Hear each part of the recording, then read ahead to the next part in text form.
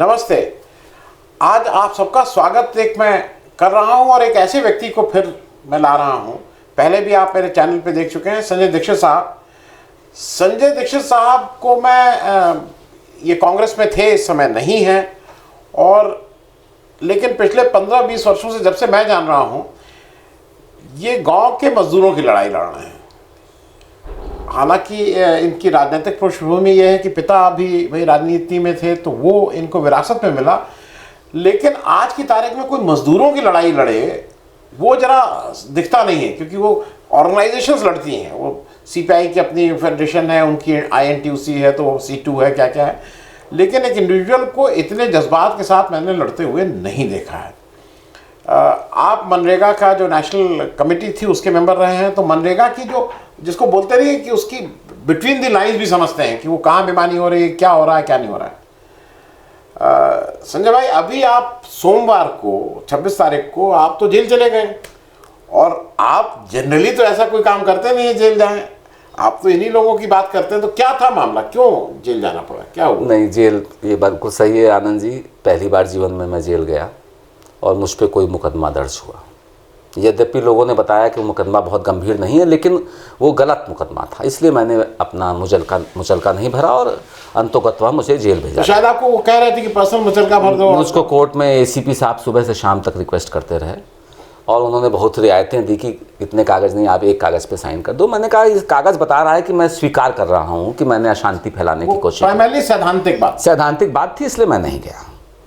ये घटनाक्रम क्या है, ये मैं आपको, क्योंकि आपके चैनल पे हम लोग इस पर चर्चा कर चुके हैं। सरकार पिछले 5-6 महीने से जैसे जैसे चुनाव पास आ रहा है, ऐसे निर्णय ले रही है जो आने वाले समय में त्राही त्राही हो जाएगी नौजवानों की। मैं 45,000 संविदा कर्मियों के लिए संघर्ष कर रहा था पिछले 2 वर्षों से, लेकिन मैंने सदैव कहा, सुप्रीम कोर्ट्स ने कहा, अभी राजीव कुमार कमेटी ने कहा, गांव में शहर में बैठा इंसान नहीं जानता कि कितना 1000 करोड़ रुपए आ रहा है, और वो 1000 करोड़ रुपए बिना किसी सरकारी कर्मचारी के खर्च हो रहा है। It has to be implemented through some machinery. There should be a engineer, there should be a MBA degree holder उसको मॉनिटरिंग के लिए। We don't have any staff there. एक पंचायत में औसत 50 लाख से लेके 1 करोड़ रुपए प्रति वर्ष खर्च हो रहा है। और कुल कितनी पंचायतें जरा हमारे दर्शकों को बता दें? सिर्फ उत्तर प्रदेश में 58,914 पंचायतें हैं, और देश भर में करीब 6 लाख। यस, 6.25 लाख रुपए। तो 6 लाख लोगों की बात हो रही है। बिल्कुल बिल्कुल, पंचायतों की बात हो रही है। पंचायत में इंफ्रास्ट्रक्चर नहीं है। पिछले 15 सालों से पंचायत भवन बनता है, फिर खंडहर बन के बकरी उसमें बांधी जाती है। मैंने सदैव कहा कि स्थायी पद सृजित किए जाएं, और high court, Allahabad high court ने बिजली विभाग के मामले में स्पष्ट कहा है कि जो काम निरंतर चले, कोई भी विभाग परमानेंट एम्प्लॉय रखे, ना कि संविदा पे। ठीक है। और संविदा जो हम वापस आ जाए मनरेगा में, अभी सरकार ने 60 चुनाव की दृष्टि में 60,000 अनाउंस किया, जबकि उनमें से 37,000 पंचायतों में ये रोजगार सेवक 14 साल से काम कर रहे हैं। उनका समायोजन नहीं हुआ। उनका समायोजन नहीं, just to show to the masses, public को बेवकूफ बनाना, जबकि हकीकत है उन 60,000 नौजवानों का जीवन खराब हो जाएगा। इस प्रदेश में मिनिमम वेजेस अकुशल श्रमिक के 204 रुपए हैं।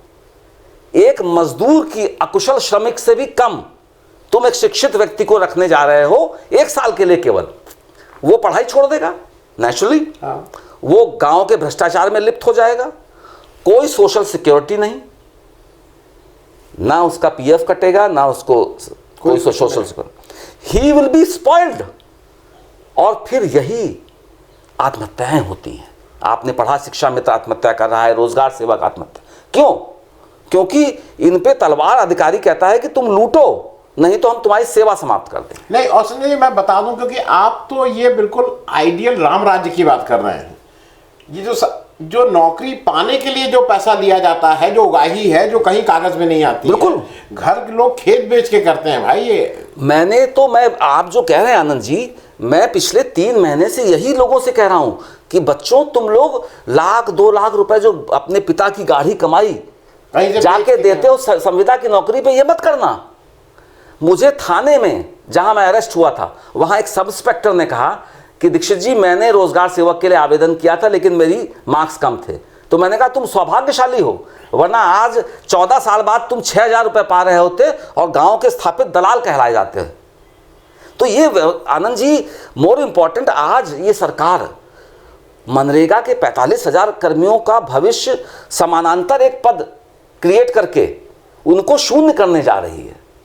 और ये न्यायपालिका में आज रिट कम से कम 20 दायर हो रही हैं, लखनऊ न्यायपालिका में और इलाहाबाद में। I am very sure this decision will be questioned, it will not be existing. लेकिन मंशा सरकार की साफ हो गई। वो तो इलेक्शन है। इस समय झूठ का बोलबाला है।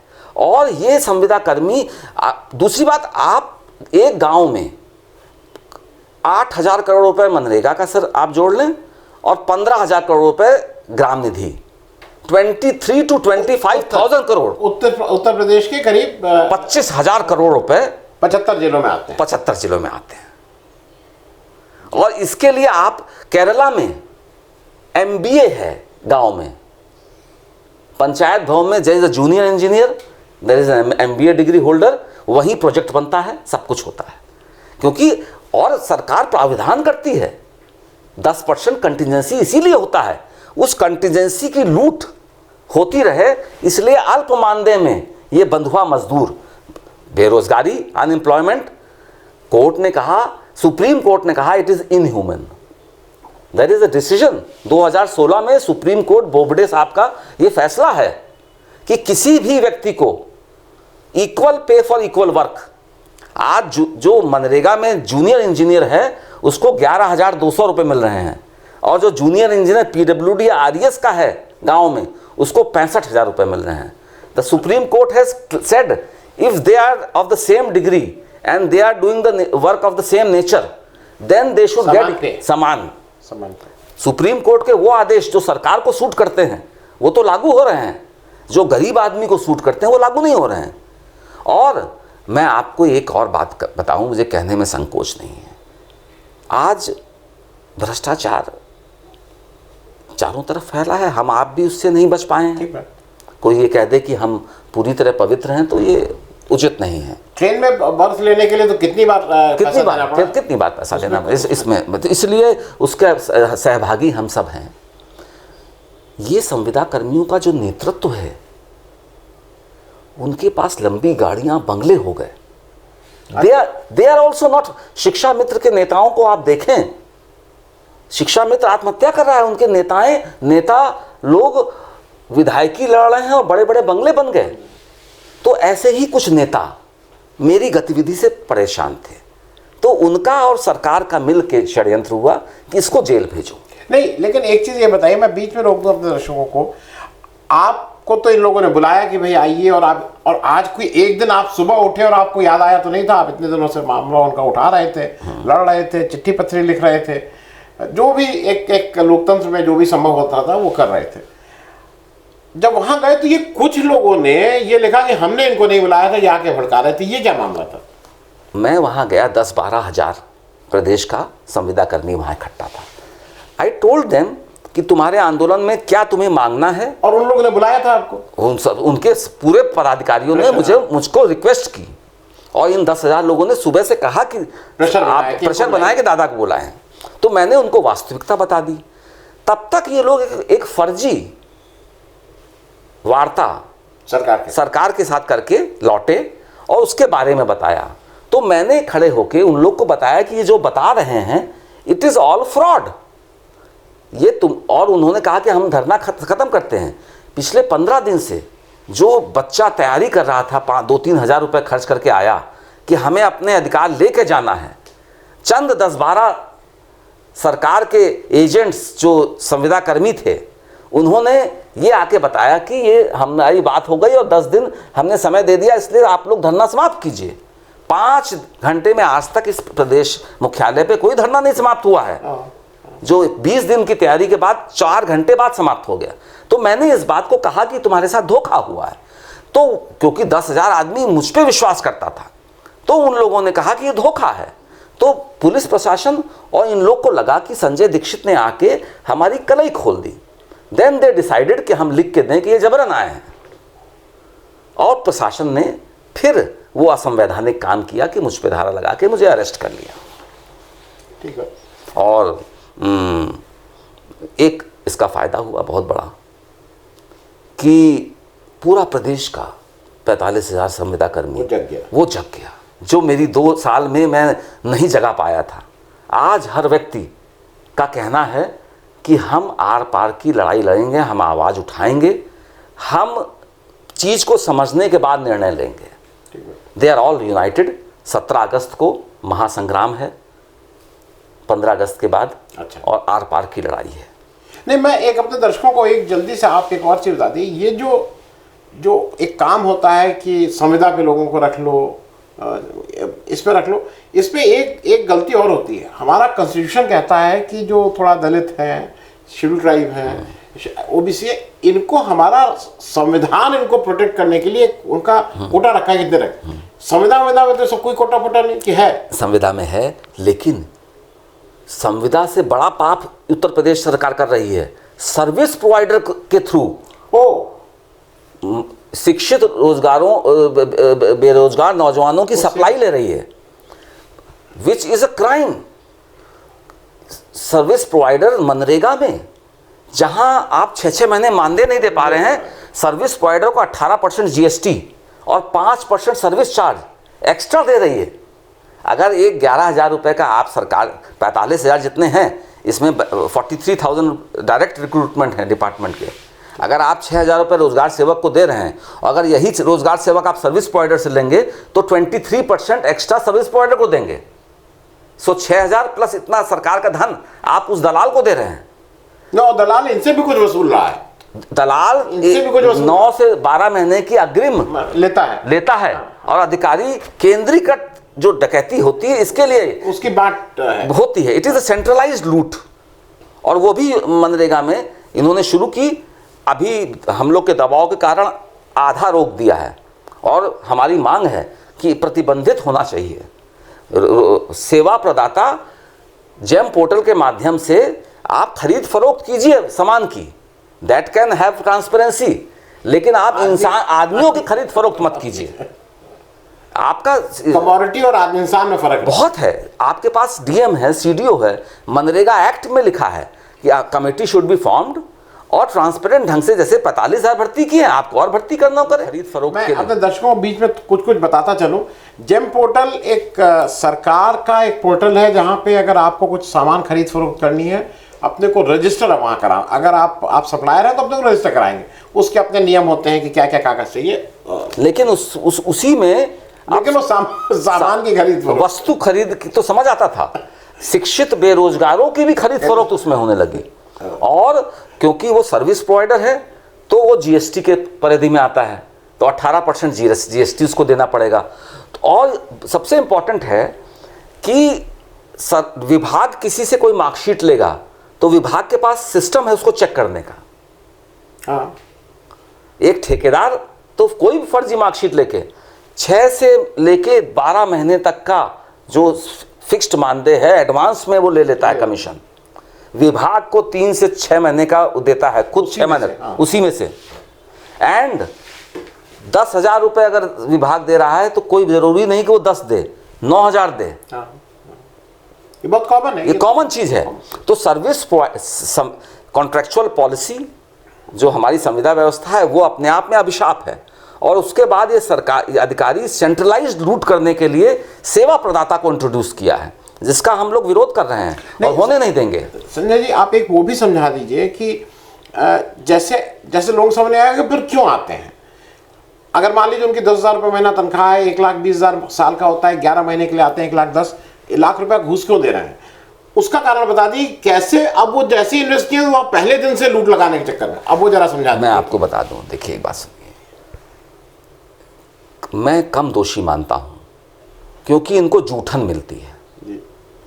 अधिकारी जो साइनिंग अथॉरिटी है, जिसके पास फाइनेंशियल पावर्स हैं, these people are the collecting agents. हाँ, ये कलेक्टिंग एजेंट्स हैं। अगर प्रधानमंत्री आवास में 20,000 रुपए लाभार्थी से रिश्वत ली गई है तो रोजगार सेवक या जो भी संविदा कर्मी लेगा उसको अधिकांश 500 रुपए मिलेगा। तो इन नौजवानों को भ्रष्टाचार में लिप्त कराने के बाद जो घोटाला पकड़ा जाता है, कानपुर में अभी मैं आपको उदाहरण दे रहा हूं, 200 मृतक लोगों को रेमडेसिविर क्या इंजेक्शन होता था कोरोना का, वो इशू किया गया। जो मृतक थे, जांच हुई तो 50 संविदा कर्मी सेवा समाप्त हुई, सुपरिटेंडेंट की नहीं हुई, एडमिनिस्ट्रेटिव ऑफिसर की नहीं हुई। Wherever there is a scam caught. ये एक सॉफ्ट टारगेट है।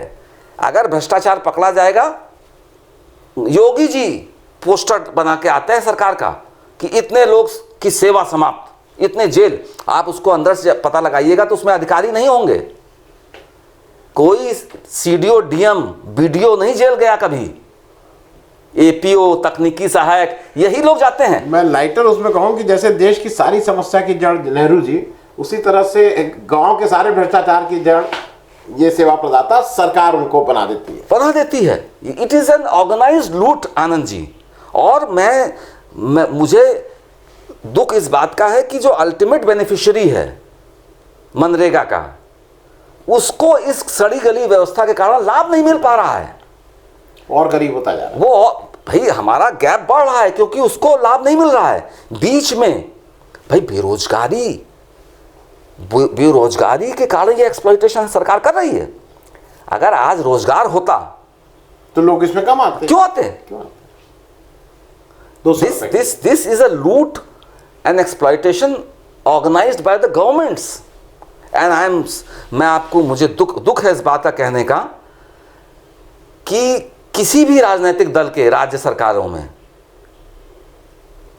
इन व्यवस्थाओं में सुधार नहीं है। हिमाचल एक एक्सेप्शन है और राजस्थान। अच्छा, दो लोगों में 22,000 पद सृजित किए गए और इनको अनुभव का लाभ देके इनको समायोजित किया गया। अच्छा। और वीरभद्र सिंह जी ने तो हिमाचल में 8 साल पहले, 5 साल के बाद उन्होंने कहा नो, ये रेगुलर काम कर रहे हैं, इनको 5 साल बाद आप सरकारी कर्मचारी बनाइए, और बनाया। भाजपा सरकारों में और छत्तीसगढ़ और झारखंड में भी अच्छी स्थिति नहीं है, वहां कांग्रेस की सरकार है। मतलब सब है अधिकार। राजस्थान हिमाचल में स्थिति बेहतर है, लेकिन मैं आपसे फिर इसमें पॉलिटिकल लीडरशिप की सबसे बड़ी कमी है। They are guided by the corrupt bureaucracy. जिस दिन राजनीतिक दल, आज तक इस देश में किसी राजनीतिक दल ने इसको अपना प्रमुख मुद्दा नहीं बनाया। मेरी कल रात में सलमान खुर्शीद साहब से बात हुई, मैंने कहा आपने अभी तक क्यों नहीं बनाया? तो उन्होंने कहा कि Sanjay, it is a promise, हम बनाएंगे, थोड़ा समय दो हमें। What is this? नहीं, क्या ये लोग वोटर नहीं, जैसे आप ब्राह्मण हो गए तो ये मैं ओबीसी हो गया तो वो आप दलित हो गए, तो वो क्या इनकी जात नहीं है इसलिए ये दोयम दर्जे के नागरिक माने जाते हैं? लेकिन ये कितने शक्तिशाली है, मैं आपको एक उदाहरण दे दूं। 6 महीने पहले मैंने आह्वान किया था, क्योंकि तुम्हारे साथ न्याय नहीं हो रहा है तो जिला पंचायत सदस्य में भाजपा का विरोध करना, और भाजपा जिला पंचायत सदस्य में साफ हो गई थी यूपी में। और यही संविदा कर्मी योगी की सरकार को उखाड़ने का काम करेंगे, कांग्रेस सपा बसपा नहीं करेगी, बिकॉज इनके अंदर दे आर ज्वालामुखी है। संपर्क भी है, क्योंकि ये गांव में 400-500 वोट इनके साथ रहता है। संपर्क है। इनमें 5,000 प्रधान बन गए इस चुनाव में। They are so popular because they are in direct contact. सारे लाभ यही देते हैं योजनाओं के। तो ये विषय बहुत गंभीर है।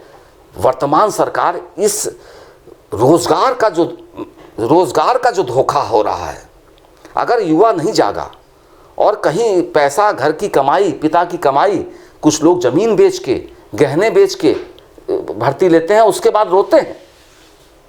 क्योंकि ऐसा नहीं है कि हर व्यक्ति भ्रष्टाचार की तरफ आकर्षित होता है। ऐसे ऐसे बच्चे, लड़के हैं, आप मिलेंगे तो आपको लगेगा ये तो सिविल सर्विसेज लायक नौजवान है, लेकिन उसने 6 साल बिगाड़, 8 साल 10 साल कर दिए तो अब वो कहीं किसी लायक नहीं रहा। तो ये इशू है हमारे नौजवानों के भविष्य का। मनरेगा का अब इशू नहीं रहा। मैंने शुरू किया था इस इशू को मनरेगा का लेके, आज पिछले 6 महीने से मैं इसमें और अपना शरीर लगा रहा हूं, क्योंकि मैं अब समझ गया कि ये मनरेगा नहीं, इस देश के नौजवानों के भविष्य के साथ केंद्र और राज्य सरकारें खिलवाड़ कर रही हैं। क्योंकि हम लोग आगे भी इस पर चर्चा करेंगे, समय का वो रहता है, लेकिन फिर भी मैं चाहूँगा कि एक दिन हम लोग मनरेगा आप ठीक से फिर से समझाइए, क्योंकि मनरेगा के बहुत आयाम हैं। एक सर्विस प्रोवाइडर अब वो आ गए हैं, तो एक जो एक्चुअल मनरेगा का वो है बेनिफिशरी है, फिर उनका जो सहायक है जो उनकी एंट्री करता है, फिर उसके भी कई लेयर्स हैं, उसको भी एक दिन हम लोग बिल्कुल करके मनरेगा नहीं। क्योंकि मैं इसलिए कह रहा हूँ कि जितना मैंने समझा है, अगर मनरेगा लागू नहीं हुआ होता तो कोरोना के बाद मतलब क्या होता त्राही त्राही, ये एक शब्द में आप मनरेगा कोई स्कीम नहीं है, मनरेगा कोई एक्ट नहीं है। MNREGA is a social revolution in this country. जिस औरत को पुरुष के बराबर आधा तनख्वाह मजदूरी मिलती थी मनरेगा पहले, आनंद जी आपको याद होगा, अगर जब मुझे याद है 58 रुपए थी न्यूनतम मजदूरी। नहीं गांव में वैसे भी, गांव में आधी औरतों को मिलती थी। मनरेगा में जाति नहीं है, कोई ये नहीं है कि बीपीएल एपीएल से मतलब है। सो मनरेगा आपका ये बिल्कुल बात सही है कि वी मस्ट अंडरस्टैंड, और इसके लिए तो it is a revolution. MNREGA जिस दिन लागू हो गई ठीक से, तो गांव की तस्वीर बदल जाएगी। और मुझे लगता है सभी राजनीतिक दल गांव की तस्वीर नहीं बदलना चाहते हैं। गरीबी, भुखमरी, दूरस्थ से पलायन, ये एक षड्यंत्र है इस देश के राजनीतिक दलों का। और अंत में हम लोग फिर वही एक बात करेंगे कि मनरेगा को जब हमारे शीर्ष नेतृत्व ने कहा था कि विफलताओं का कब्रिस्तान है, लेकिन शायद मनरेगा ही वो रास्ता है जो इस देश को सामाजिक न्याय के रास्ते पे यस, बिल्कुल आप सही कह रहे हैं, मैं आपसे पूरा सहमत हूँ। बहुत बहुत धन्यवाद संजय जी आने के लिए। और ईश्वर करे आप चूंकि जेल यात्रा कर आए हैं, जेल को तो हम लोग पवित्र उसके वो मानते हैं, गंगा जैसे गंगा नहीं नहाते हैं कुंभ स्नान, तो आपकी वो धार और तेज हो जाएगी, क्योंकि वो मजदूरों की लड़ाई बहुत कम लोग लड़ रहे हैं पूरे देश में। Thank you so much. अगर आपको दी पब्लिक के कार्यक्रम पसंद आते हैं तो इन्हें लाइक करें। अगर आप इस वीडियो को YouTube पर देख रहे हैं तो चैनल को सब्सक्राइब करें, और अगर आप इसे Facebook पर देख रहे हैं तो दी पब्लिक के पेज को लाइक करें। अगर आप चाहते हैं कि हम निष्पक्ष पत्रकारिता को जारी रखते हुए आपसे जुड़े मुद्दों पर सवाल उठाते रहें तो हमें सहयोग करें। आपका छोटा से छोटा सहयोग भी इस मुहिम को जारी रखने में हमें ताकत देगा। डोनेट करने के लिए डिटेल्स जो हैं वो डिस्क्रिप्शन बॉक्स में दी गई हैं। धन्यवाद।